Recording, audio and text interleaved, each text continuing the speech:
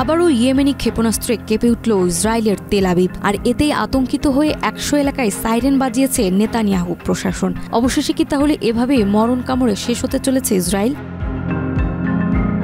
ইয়েমেনের সশস্ত্র বাহিনীর এক ব্যালিস্টিক ক্ষেপণাস্ত্র হামলায় ইসরায়েলের রাজধানী তেল আবিব কেঁপে উঠেছে। 3 মার্চ ইয়েমেনের সশস্ত্র বাহিনীর মুখপাত্র ব্রিগেডিয়ার জেনারেল ইয়াহিয়া সারি এক বিবৃতিতে জানান, গাজায় চলমান ইসরায়েলি আগ্রাসনের প্রতিবাদে ও ফিলিস্তিনিদের প্রতি সংহতি প্রকাশে এই হামলা চালানো হয়।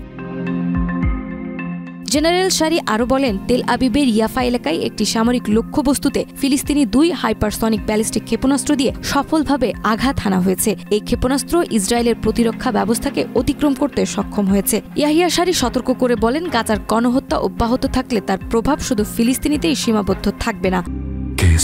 শেকড় থেকে শিখরে অন্য মুসলিম দেশগুলোও তার প্রভাব অনুভব করবে। মুসলিম উম্মার উচিত এখন গাজাবাসীর পাশে দাঁড়ানো। এই ঘটনার পর ইসরায়েল জুড়ে, বিশেষ করে তেল আবিব, জেরুজালেম ও নেগেব অঞ্চলে 100টির বেশি এলাকায় সতর্কতা সাইরেন বাজানো হয়। ইসরায়েলি সেনাবাহিনী তাৎক্ষণিক প্রতিরোধমূলক ব্যবস্থা গ্রহণ করে। উল্লেখ্য, ইয়েমেনের আনসারুল্লাহ আন্দোলন সমর্থিত বাহিনী বিগত কয়েক মাস ধরেই ইসরায়েল ও তাদের সমর্থক বাহিনীর লক্ষ্যবস্তুতে হামলা চালিয়ে আসছে, যা ইসরায়েল এবং যুক্তরাজ্য জোটের নতুন নিরাপত্তা চ্যালেঞ্জ তৈরি করেছে। নাজমা, মাই টিভি।